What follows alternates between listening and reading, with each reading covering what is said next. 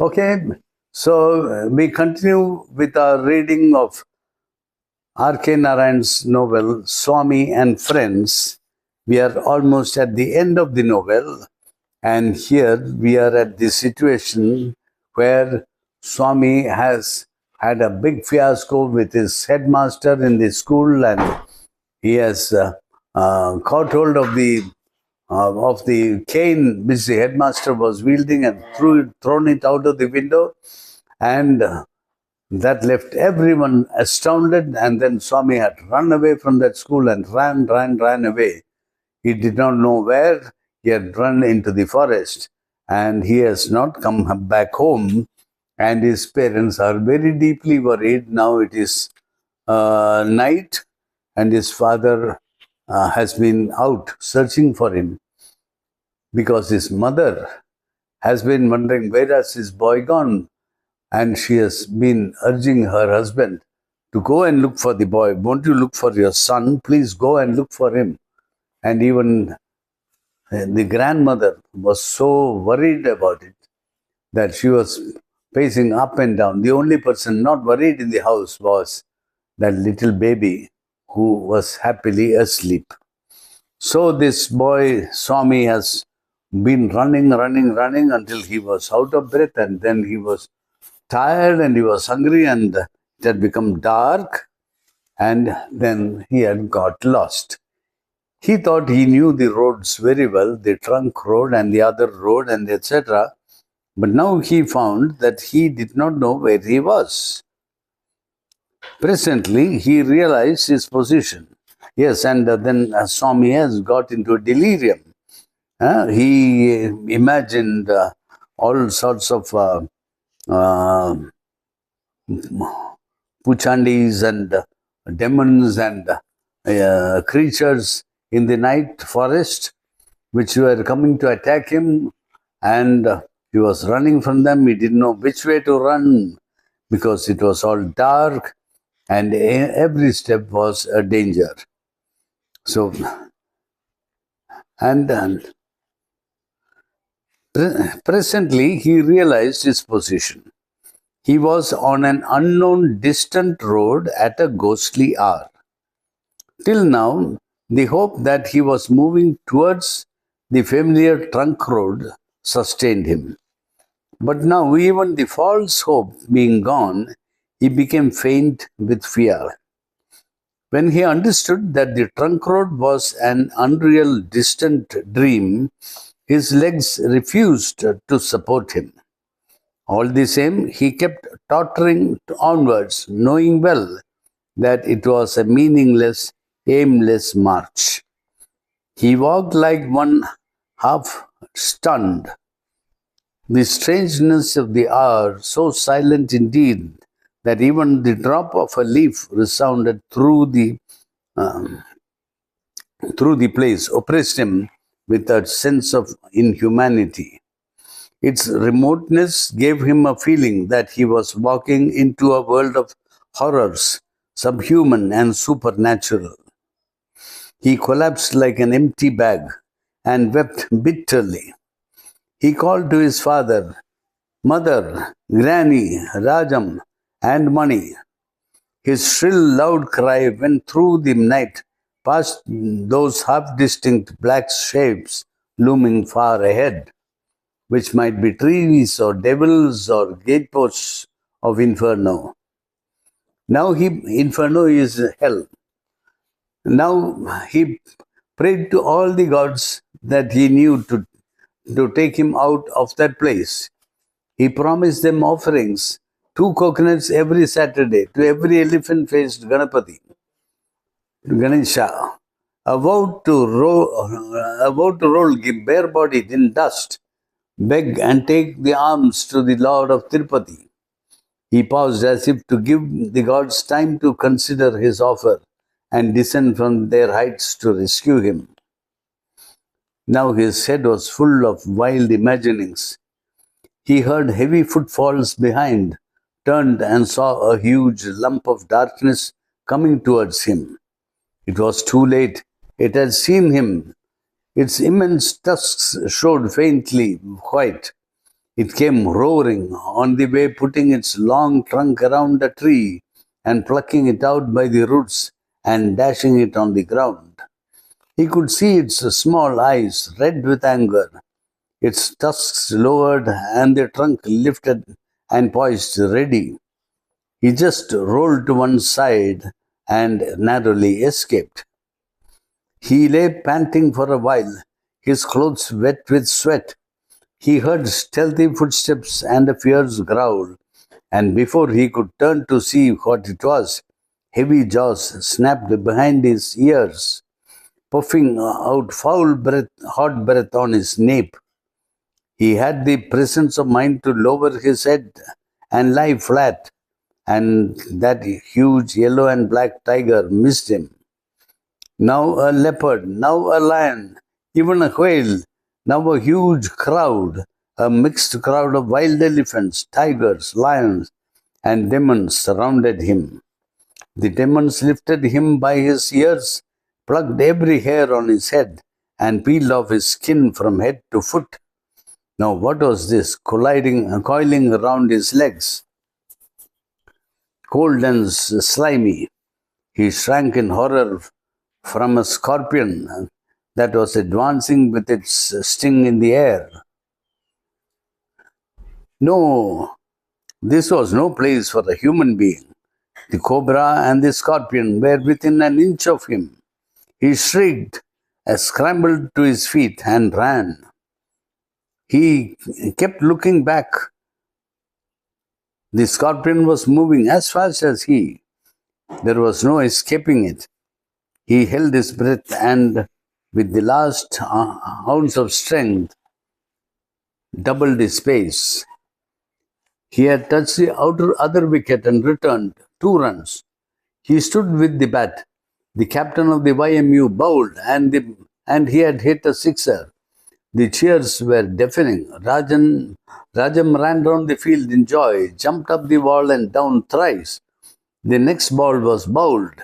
Instead of hitting it, Swaminathan flung the bat aside and received it on his head. The ball rebounded and speeded back towards the bowler, the board high school headmaster. The bowler was the board high school headmaster. This is all Swaminathan's delirium. But Swaminathan ran after the ball, overtook it halfway, caught it, and raising his arm, let it go with terrific force towards the captain's head, which was presently hit and shattered. The MCC had won, and their victory was marked by chasing the YMU out of the field with bricks and wickets, bats and balls, and Swaminathan laughed and laughed till he collapsed with exhaustion. Ranga the cartman was returning in his village was returning to his village 5 miles on this side of Memphi forest early on Saturday morning. He had left Malgudi at 2 in the morning so as to be in his village by noon. He had turned the long stretch of the Memphi forest road, tied the bullock rope to the cart and lain down. The soft tinkling of the bells and the gentle steady pace of the bullocks sent him to sleep at once. Suddenly the bullock stopped with a jerk.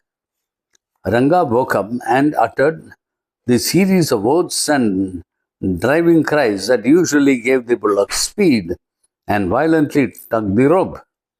The bullock merely tossed his head with a tremendous jingle of its bells, but did not move. Ranga is the cartman, exasperated by its conduct, got down to let the animal know and feel what he thought of it. In the dim morning light, he saw a human form across the way. He shouted, "Hey, get up, lazy lubber! A nice place you have found to sleep. Get up and go. Do you follow me?" When the sleeper was not awakened by this advice, Ranga went forward to throw him out of the way. "Ah, a little fellow. Why is he sleeping here?" he said, and bending closer still, exclaimed, "Oh, Shiva, he is dead. The legs and arms, the exposed portions of the body, were damp with the slight early dew. He tore the boy's shirt and plunged his hand in and greatly relieved to find the warmth of the life still there. His simple mind tortured itself with the mystery of the whole situation. Here was a little boy from the town, his dress and appearance proclaimed, alone in this distant highway, lying nearly dead across the road. Who was he? Where did he come from? Why was he there? Ranga's brain throbbed with these questions. Devils were known to carry away human beings and leave them in distant places. It might be or might not be. He gave up the attempt to solve the problem himself, feeling that he had better leave such things to learned people, like the Sarkar officer who was staying in the traveller's bungalow, 3 stones on this side of the forest. That is Ranga's business, would be nothing more than taking the boy to the officer. He gently lifted the boy and carried him to the cart. He sat in his seat, took the ropes in his hand, raised a foot and kicked the bullock in the stomach and loosened the rope, with the advice to his animal that if it did not for once give up its usual dawdling ways, he would poke a red-hot pike into its side. Intelligently appreciating the spirit of his advice, the bullock shook itself and set off at a trot that it reserved for important occasions. Swaminathan stared blankly before him. He could not comprehend his situation. At first, he had believed he was where he had been day after day for so many years at home. Then gradually, as his mind cleared, he remembered several remote incidents in a confused jumble. He blinked fast. He put out his arm and fumbled about. He studied the objects before him more keenly. It was an immense struggle to keep the mind alert. He fixed his eyes on a picture on the wall, or was it a calendar, to find if it was the same thing that hung before his bed at home. He was understanding its details little by little when all of a sudden his mind collapsed with exhaustion and confusion began. Was there an object there at all on the wall? He was exasperated by the pranks of the mind. He vaguely perceived a human figure in a chair nearby. The figure drew the chair nearer and said, "That is right, boy. Are you all right now?" These words fell on ears that had not yet awakened to life. Swaminathan was puzzled to see his father there. He wanted to know why he was doing such an extraordinary thing as sitting by his side. "Father," he cried, looking at the figure. "You will see your father presently. Don't worry," said the figure, and put to him a few questions which would occur to any man with normal curiosity. Swaminathan took such a long time to answer each question, and then it was all so incoherent and irrelevant that the stranger was at first amused, then irritated, and in the end gave up asking questions. Swaminathan was considerably weakened by the number of problems that beset him. Who was this man? Was he father? If he was not, why was he there? Even if he was, why was he there? Who was he? What was he saying? Why could he not utter his words louder and clearer? The father and not the father person then left the room. He was Mr. M.P.S. Nair, the district forest officer, just encamping near Memphi Forest. He had been out in the forest the whole day and returned to the traveller's bungalow only at 7 in the evening. He had hardly rolled off his puttees and taken off his heavy boots when he was told about the boy. After hours of effort with food and medicine, the boy was revived. But what was the use? He was not in a fit condition to give an account of himself. If the boy's words were to be believed, he seemed to belong to some strange, unpronounceable place known to geographers. Early next morning, Mr. Nair found the boy already up and very active. In the compound, the boy stood a few yards from a tree with a heap of stones at his feet. He stooped, picked up a stone, backed a few yards, took a few quick steps, stopped abruptly, and let the stone go at a particular point on the tree trunk. He repeated this like clockwork with stone after stone. "Good morning, young man," Mr. Nair said. "How are you now?" "I am grateful to you, sir. You have saved me from great trouble." "Oh, yes, you are very busy." "I am taking practice, sir. We are playing a match against YMU, and Rajam is depending upon me for bowling. They call me Tate. I have not had practice at all for a long time. I did a foolish thing in starting out and missing practice with the match coming off on what day is it, sir?" "Why do you want to know?" "Please tell me, sir. I want to know how many days we have for the match." "This is Sunday." What? Somnathan stood petrified.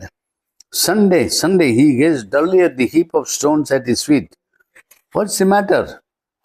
"The match is on Sunday," Somnathan stammered. "What if it is? You have still a day before you. This is only Saturday." "You said it was Sunday, sir." No, this is Saturday. See the calendar if you like." "But you said it was Sunday." "Probably a slip of the tongue. Sir, will you see that I am somehow at the field before Sunday?" "Certainly, this very evening. But you must tell me which your place is and whose son you are." That's the end of that chapter 17, the day of the match. This boy has got lost and he is completely confounded. And now he has been found by some strangers and he is now in a position to get back to his match. With that, we close this. Now, next time it will be the last chapter, chapter number 18, or maybe the last, chapter 18. Thank you. Bye.